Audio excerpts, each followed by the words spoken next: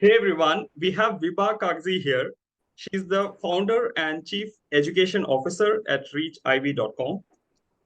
She's a TEDx speaker, author, and mentor, and is an MBA from Harvard Business School, and also has done graduation from Carnegie Mellon University as well. So I think that's a credential that everybody aspires for, and I think you have that. It's just amazing, Vibha, and welcome to this to this interview. And I am really honored and excited to talk to you and hear from you your journey as an entrepreneur and what got you started. Right. Thank you, Raghunath, for reaching out to me. Thank you so much for doing this for so many of your viewers and so Yep. many readers. Being an Yep. entrepreneur, as we both know, is a very, very difficult task. And I'm Right. really just impressed with the work you've done, your previous books, and the fact that you're putting out your energy, effort, and time towards helping somebody else. Right. That's really what I admire most about your work. So Thank you thank so you much. for investing a little bit of yourself into somebody else. I think if all of us did that, the world would definitely be a better place. So thank you for Right. your effort. Thank you so much, Vibha. It's an honor to be with you. So I know you have a MBA from Harvard, which I think everyone aspires for, and I think immediately after that, I think you ventured into self-employment and entrepreneurship. So how did that transition be? Because I think most often people want to like get into the top investment banks. I think that you did before even you got to Harvard. So how did that shift of mindset come into place? Okay, that's a very good question. So actually, I went into Harvard pretty certain that once I finished HBS, I would become an entrepreneur. Okay. Some of it is just, I was born into a business family.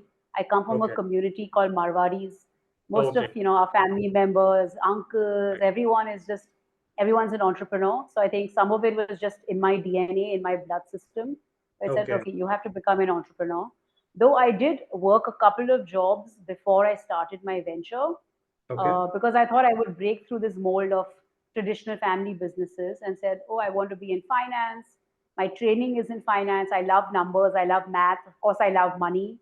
So I said, okay, I'm going to go to New York and, try this world of finance and be in New York City. So I did go to BlackRock in New York. I realized that the fit wasn't there for me. I survived literally about 7 months at BlackRock, and then I said, okay, this is not working for me. And then I Okay. came back to our family business. I tried working in that. Then I worked at a hedge fund. In between, Okay. I had short stints at a PR firm, a Okay. luxury goods firm, a media company. I tried Okay. a whole bunch of things, and then I think I realized that perhaps I'm just not designed to be a good employee. I think I'm just designed to be an entrepreneur because when you're an entrepreneur, you sit at the helm of the organization and Right. you have to make sure you understand just enough about everything as opposed to being a really good employee. You really need to say, okay, I'm just going to deep dive into this one area. So I Right. think each of us, if we recognize early on enough, am I designed to be more expert in one versus someone who likes macro? Right. I think it's a decision quite easily made for you. So I Right. meandered my way, and then I think I finally gave up. Said, "Oh, okay, I don't think anyone's going to be happy hiring me on their team, but I think I've learned enough to be able to now get something off the ground." So I Okay. did, in fact, have offers from private equity firm, etc., because that's the background I came from. But Yep. I was very clear that's not what I wanted to do. So Okay. entrepreneurship was, I think, the right choice for me. In fact, at Harvard, they make you do a career assessment test. It's a very Okay. extensive 2.5, 3 hour paper. And at the Okay. end, they break your results for you. And even in my extensive career reading, it came out that I should actually be an entrepreneur. So I Oh, think it was just the right alignment for me as well. amazing. So you found the alignment of your values and your work schedule and your mindset, and then said Yeah. entrepreneur is the thing, and the results of your questionnaire form also confirm that. So amazing. So when you thought that you have to start something on your own, how did you find the niche that you are in right now? I think you're doing like helping people get into top schools internationally. So how did that come into picture? Okay, yeah, this is a very good question. And actually it stems from my personal experience of, Okay. early on when I wanted to get out of India and I really wanted to go to a top school. I was Right. like really good at school, I had good grades. I was this Yeah. raging high energy, teenager. Okay. And I was like, okay, so I need somebody to just channelize all this energy and angst. So my Right. mom and I went to meet a few counselors, the so-called best counselors in India at that point, and we Okay. quickly realized there was a skill gap between what we were looking for and what the counselors were able to provide. So we Okay. weren't able to get the right external help. And because my parents had never been abroad, they'd never studied abroad, they didn't Right. have any information either. So we Okay. found ourselves at a complete, standstill, and this void of information was very worrisome. Then when Okay. I went to business school, I got a lot of help from friends, people who'd been to these schools. I did a lot of self research. I got some professional help. And then I realized that, oh, this is actually not as complex as Right. it's made out to be. With the Okay. right guidance and the right channeling, Yeah. when I got into Harvard, I was like, I can't believe this just happened. And Right. honestly, the journey, while it was a lot of effort, at least it was a straight line effort because this time around I knew what I needed to do. Okay. So I realized that the right coaching, mentorship, guidance can, Mhm. just really pivot the way life Okay. turns out. Life has turned out okay, but it took me a lot of effort, a lot of meandering to reach where I've reached. And I was Okay. just like, wow, if I just had the right coach who had assessed me early on enough and said, you're not designed to work in these companies, you should be an entrepreneur. By the Okay. time I'd gone to Harvard, maybe I would have opened 2 or 3 different businesses and had a very different trajectory early on. So I Right. really feel like a right coach can just take you from point A to point B in a more efficient and more empathetic manner, as opposed to just having to toss yourself into an unknown situation and figure it out. Right. Right. Amazing. So when you said I want to do entrepreneurship and you knew that a coach could really help, did you find some coaches in your journey while you were working your way towards creating a new venture? Oh, I've had lots of coaches, Raghunath. Okay. I'm a big, big believer in coaches. And Okay. every time I feel deficiency in a certain area, Right. I get a coach, you know. Okay. So I have a coach for right now, even in my everyday life. I see obviously a physical trainer for my gym training three Right. times a week. I see a yoga trainer three Okay. times a week. I'm coaching for table tennis. Coach is Okay. coming twice a week.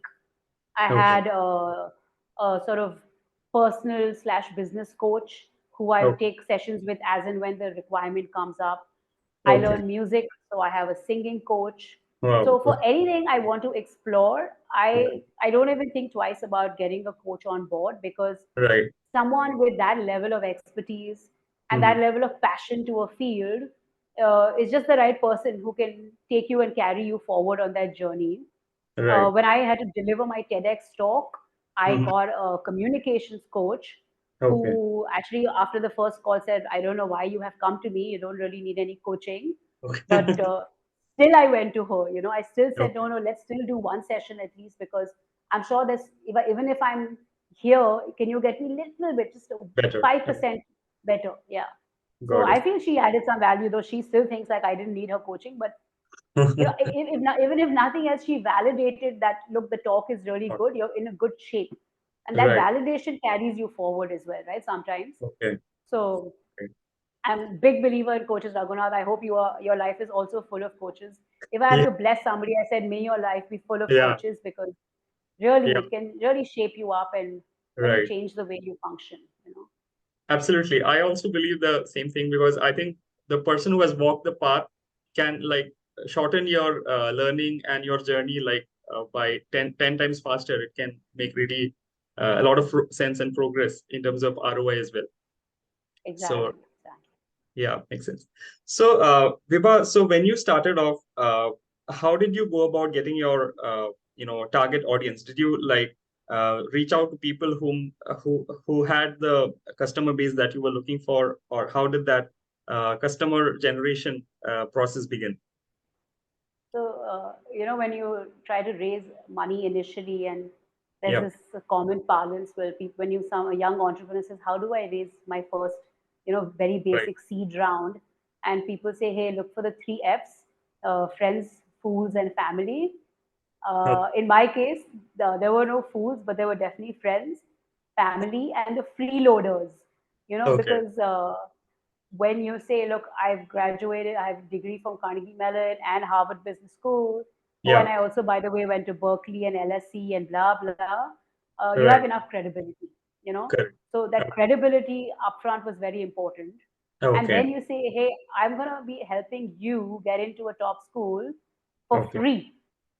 So I did a lot of free stuff, believe it or not, Oh, I see. in Okay. my very initial years. Got it. Okay. I would say that my first, I mean, this is a boutique business, right? So I would say my first 10 to 15 clients, I didn't charge them anything. Oh, I see. This would be like family members, very close friends, Okay. etc. Got it. Because they were also putting their faith and trust in me. Right. And for me, I was learning the trade Oh, of how do I counsel, what is effective, what is not. And again, like the investments business, Hari, I keep making finance and analogies because that's been my core training. yeah. Like in the finance business, if you're trying to raise money, they'll say, what's your track record?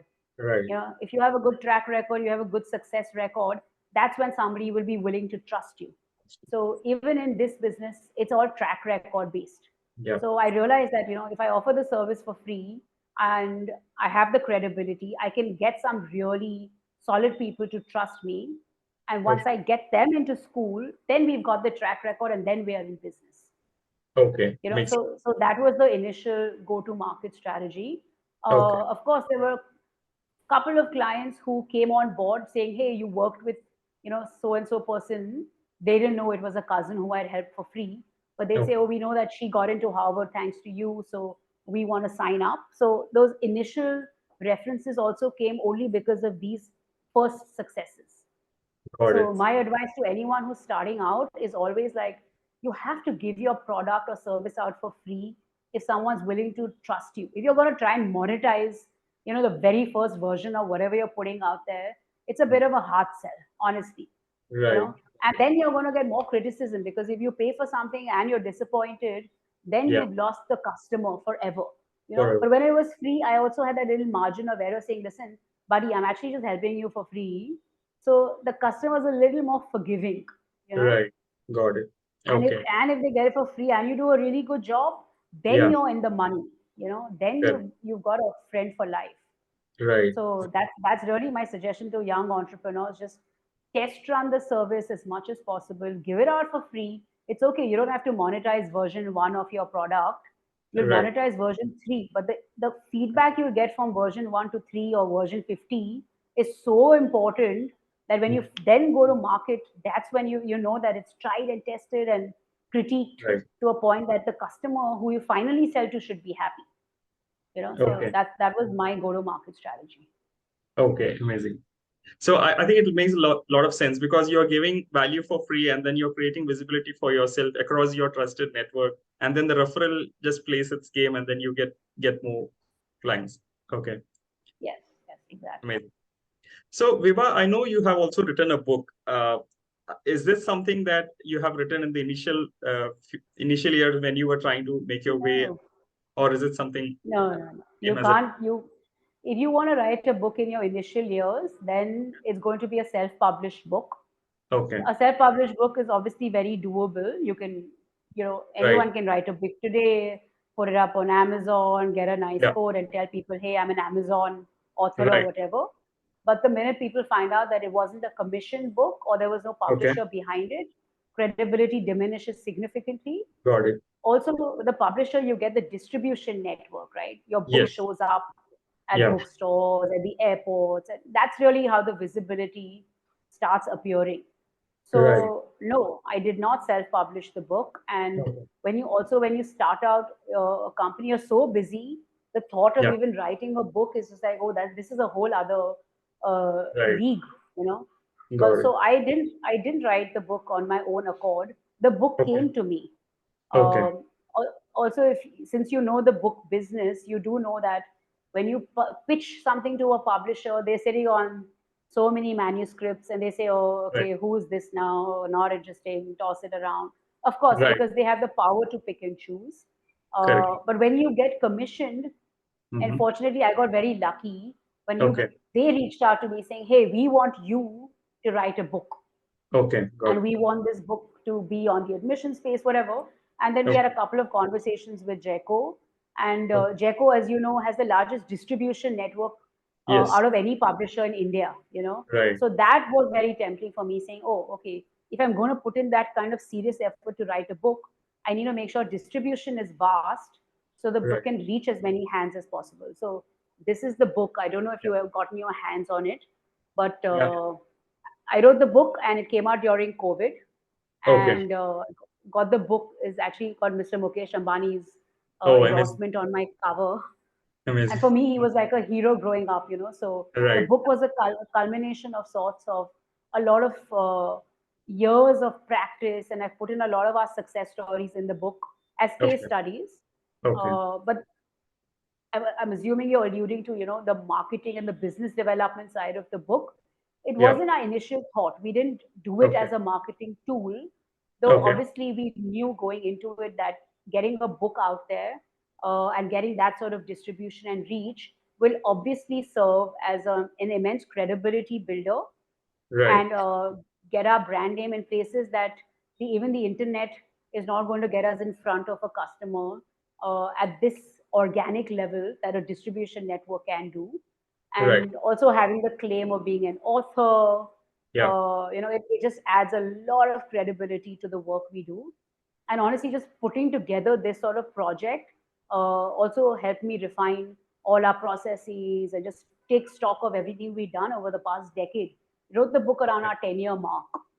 Okay. Got it. So it took 10 years for somebody to call me and say, "Hey, we want you to write a book." Right. But after this book, within a year and a half, I was asked to write my second book, which is Okay. what we are working on right now. So Okay. hopefully that should see the light of day in 2024 as well. Okay. Amazing. So it's amazing that you bring in the power of credibility with your educational background and then with your work itself, speaking to many of your clients, and then they give the power of referral. And now you have a book.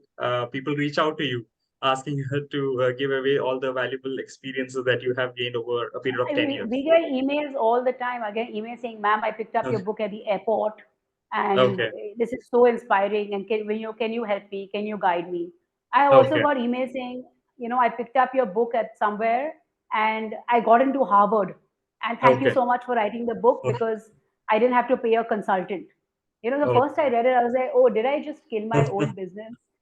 And I said, "No, it's fine. For somebody Okay. who probably cannot afford a consultant and Right. is able to channelize, why not? Why not pick up a Right. 300, 350 rupee book and get placed at Harvard? Like that's my Yeah. success as much as his success." So it was Absolutely. great. So you get Yeah. all sorts of communication. I know you've gone through this experience yourself. Yes. It's a great feeling, getting messages and Right. emails from people. It's fantastic. Yeah. Also seeing your book at the airport, when you're just Yeah. passing through and you see it on the stands, it's a lovely feeling.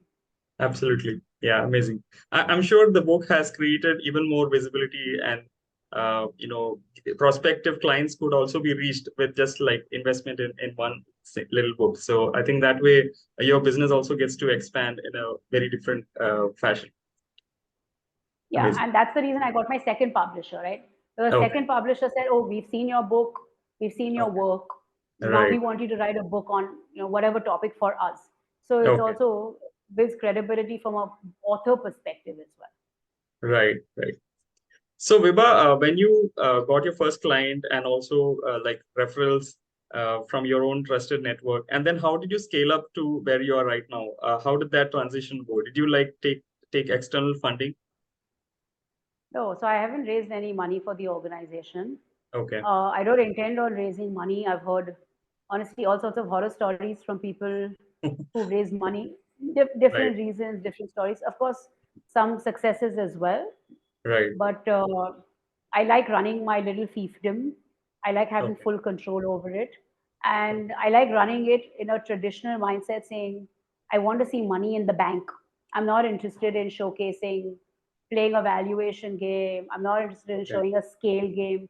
As I told you in the beginning, like coming from this traditional Marwari background, Right. first we say, look, where's the money? Ah, You have everything. I have 3 books and I have 6 TEDx talks and everything, but there's no money in my bank account. right. So first and foremost, I wanted that sort of profitability, cash in the bank. Okay. It was very important for me always to be financially independent, where I'm not suddenly relying on people for my finances. Right. So I have not raised any external funding or capital. The Okay. business runs on its internal accruals. Okay. In terms of how did we scale it, I set up the organization from day one to be on the cloud. This Okay. is way before COVID and any of this stuff happened, right? We were Okay. always traditionally a business that was online. We were always a virtual platform. Okay. This came from Carnegie Mellon, because CMU is such a techie school. Even though I went in to study business at Carnegie Mellon, you had to take a lot of classes on databases, systems Okay. architecture, data structures, coding, etc. Some of it was embedded in the curriculum, and some of it I chose because I was just so fascinated with information system management, etc. Okay. So I subconsciously they'd already planted the seed saying, hey, this is how you would run a business. It should be online. It should be very well managed at the back end. Your CRM should be in order. So Right. I don't know how, but it just by default, I had just set it up like that. So when the pandemic hit, we were like, oh, okay. Like we don't need to adapt our business to this pandemic or whatever. It seems very well adapted. I called a meeting in. I said, everyone take your laptops, and we all use laptops. So she said, take your laptops, go home, and from tomorrow we'll just plug in online. And that Okay. was it. The team wasn't disturbed. Our clients weren't disturbed. No, I mean, it was like business as always, literally from the next day. So Okay. the scale, obviously, for scale, you need to be well adapted to technology, and we Right. had well adapted to technology from the very get go. Mm-hmm. So luckily, because of the tech platform, we're able to service children in many countries around the world. Okay. As of date, we've helped people in about 20 different countries, Oh. and we're hoping to tap into a couple of more countries. And our mentor base is also around the world. So we have Okay. experts who are around the world, we have students around the world, and they just meet online and they get advice. So it's a great way for people to be able to tap expertise sitting in some remote corner of the world. And it's a great way for experts to channel their expertise wherever they are. So it's like a meeting point of sorts. Right. So amazing. You mentioned that people from 20 different countries are connected to you. So how do you manage the time zone differences and your time schedule? I'm sure it would have been a challenge in terms of meeting them across different time zones. So, look, in the first 5 years of, if you're going to be an entrepreneur, you have to forget about sleep, food, drink, home, and you should make sure this message goes through loud and clear to anyone who wants to start a company. If you're Okay. looking to start a business and say, hey, I want a better lifestyle than my product management job affords me, then you're Mhm. starting a company for the wrong reasons. It's Right. not a Right. lifestyle, right? You're not going to get lifestyle in the first three Correct. to five years of your business. The Right. first 3 to 5 years of your business, you are out there to prove to yourself and to the world that you mean business, and you're Mhm. going to deliver success year after year after year. Once Right. those initial 5 years are done, then you begin to form some semblance of processes, people, some Okay. kind of capital in the bank, etc., which then allows you some cushioning and some leeway to say, hey, I don't feel like I feel like taking the day off tomorrow. And can I just, Okay. push all my meetings to 11 o'clock and not start at 7 a.m. or whatever? Right. So I would say the first 5 years, I just said, whatever time you want, sir, whatever you guys need, I am available 24 by 7. I made myself Okay. extremely accessible because you're Okay. too young and you're nobody, right? So when you're Right. nobody, you should realize that and say, we're going to be available and do whatever it takes. Right. Luckily now we have experts all over the world. So the Okay. time zone thing actually works out fine depending on what time the requirement is. We try to match with Okay. an expert in a different time zone that aligns well. If Okay. the students are working directly with me, then I juggle my schedule. I'm actually anyways a night owl. I like to stay up at night. Okay. So if you take a, and if I need to wake up early and do a morning call, I'm okay with that. Oh, So Okay. I'm quite okay shifting my sleep hours depending on Okay. the need of the hour. And if you look at the world and you see time zones, you can Mhm. easily find some alignment. Even if you look at the East Coast or the West Coast and say, okay, how do we make this work? It's not that complicated. So Right. time zones have not really, been anything within even a 13, 14-hour time difference. We just work the different clock. We'll do a morning or a late night and it just works out. Okay. So it's never come up as like, oh my God, how will we deal with the time zone or whatever? It's not been an Okay. issue. Okay. Amazing. So you keep yourself flexible and available to whatever comes, and you kind of move your schedule to be able to meet everything. Yes, Uh, yes, yes. okay. We have to do that. That is the promise we make the customers, saying, Right. whatever is required, we will be able to do for you. Right. Because it's all online, right? So, like, Yeah. if I want to leave home at 7 p.m. right now, I like, for example, I have a call tonight lined up for 10 p.m. So I'll Okay. take the call from home. It's not like I have Right. to be in a suit and jacket like I would have to be in BlackRock, in New York. If we said Right. work, you're working morning to night and you have to be physically constrained, etc. Here I Right. can go home, I'll be in my pajamas, I'll be comfortable, I'll get on my screen, and in the most comfortable manner deliver what is required. Got it. And when I'm done, I just switch off the screen. So thank God for technology. It allows us to work seamlessly in different locations, and then it doesn't feel so painful. Okay. So this is the flexibility and beauty of the work we do. And of course, if you're making a commitment to a parent or a child or a mid-career professional saying, look, whatever you need will be done, it will be done. But we have to be smart about, the extent to which we give. Because if you give too much, the customer gets a little greedy. So we try to do it within some, confines of some sensibility saying, okay, guys, let's not do the call at 2 in the morning because this is a bit ridiculous. So you know what I Right. mean? As long as you're a little smart about it, it works out. Got it. Amazing. Thank you so much, Vibha. It's been an absolute delight learning from you and hearing from you your thoughts on entrepreneurship and how an entrepreneur should kind of understand the mind behind how the work gets done. So that's amazing value that you're providing through this interview. Okay, thank you, Raghunath. It was Yeah. an absolute pleasure interacting with you. I wish you all the best. Thank And thanks again for the work you're doing of channeling knowledge and information you. Right. from one source to the other. Your own little osmosis going on. Good job. Thank you. Any closing comments you want to make for budding entrepreneurs who are watching this interview? Yeah, I just want to tell entrepreneurs that what you're seeing, like right now, in terms of the media, this glamorization of Right. entrepreneurship, getting on Shark Tank. I Yeah. mean, it's just, I feel like it's being over glamorized. Okay. Some of the valuations, as we know, are bizarre. We've seen a lot of down rounds happening with venture capitalists now. Hmm. So I would just caution entrepreneurs or people who feel like entrepreneurship is also glossy, that it's not glossy. It's a Right. tough life, Yeah. and it might get easier in subsequent years, but the initial 5 years, be ready for the fight and Okay. do it for the right reasons. As long as those Right. reasons are valid, and do it only when you have enough money in the bank to pay your rent and to cover your food expense, whatever. Like your Right. essentials need to be covered. If you're Right. struggling to make your ends meet and your day-to-day work, or you still have loans from college you're trying to Yeah. pay off in a constrained environment, if you try to run a business, it's not a good idea. Okay. So make sure you've taken care of big loans, you have a Right. basic lifestyle that you are comfortable with established, and Right. then you're running a business with none of these things hindering your decision making process.